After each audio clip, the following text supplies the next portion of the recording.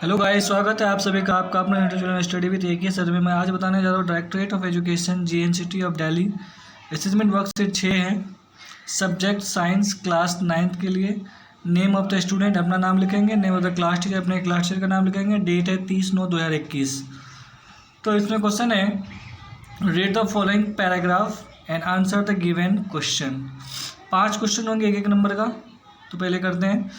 The growth of plant occurs only the certain specific region. This is because the dividing tissues, also known as the metastatic tissues, it is located only on these points depending on the region where they are present.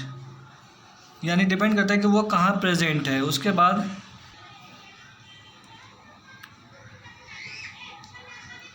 The metastatic tissues are classified as apical, lateral, and intercalary tissues. At the tip of stem and roots are called apical meristem.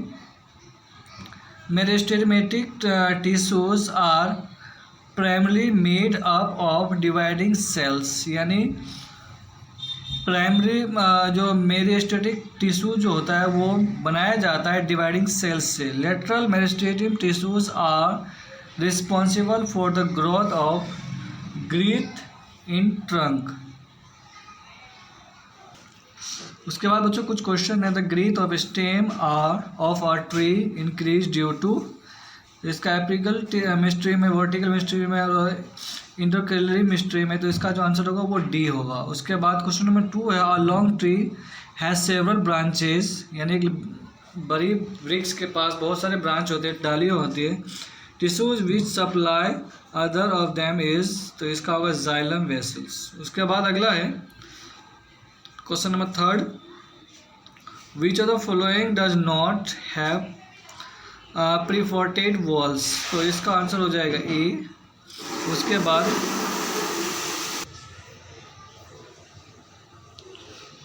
Question number 4 हो जाएगा बच्चों इसका।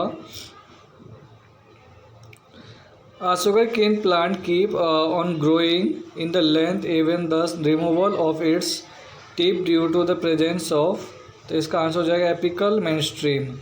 उसके बाद question number 5 है।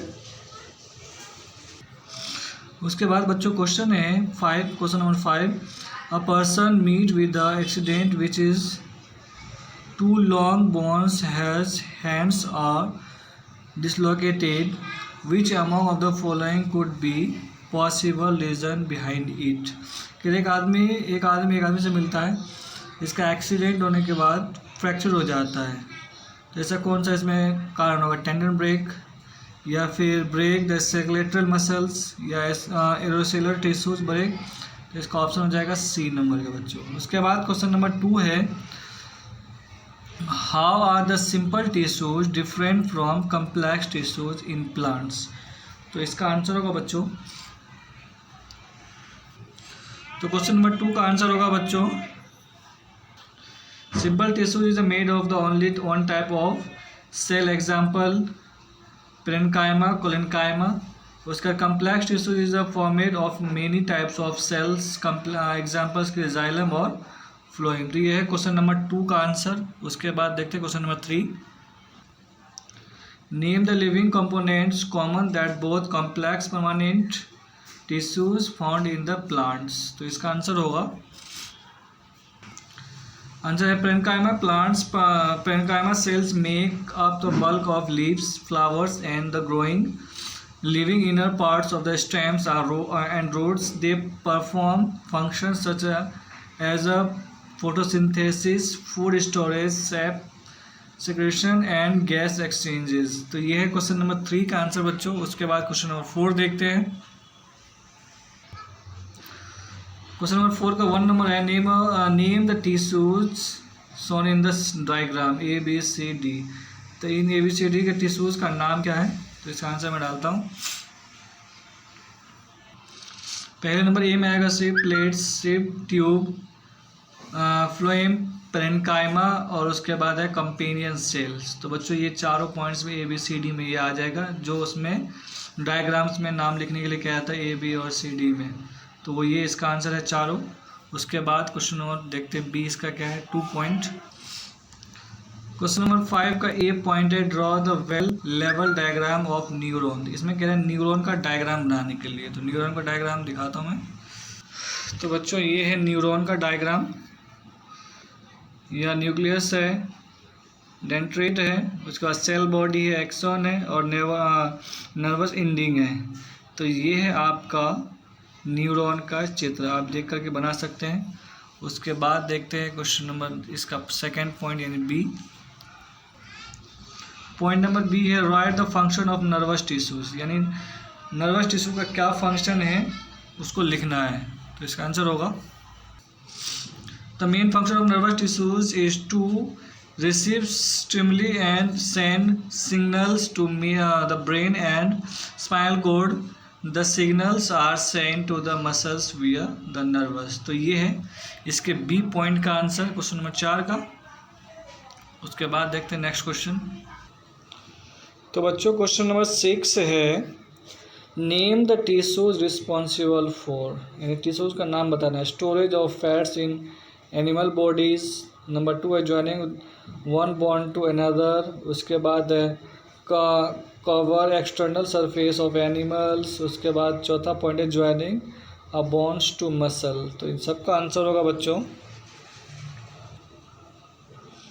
तो बच्चों इस चारों का जो आंसर था पॉइंट 1 का एडिपोज टिश्यूज, लिगामेंट, उसके बाद एपिथेलियल टिश्यूज और टेंडन। तो क्वेश्चन नंबर 6 का ए नंबर का जो आंसर था 4, 1, 2, 3, 4 क्वेश्चन था, उन सभी का आंसर बच्चों ये है। उसके बाद इसका बी पॉइंट देखते हैं।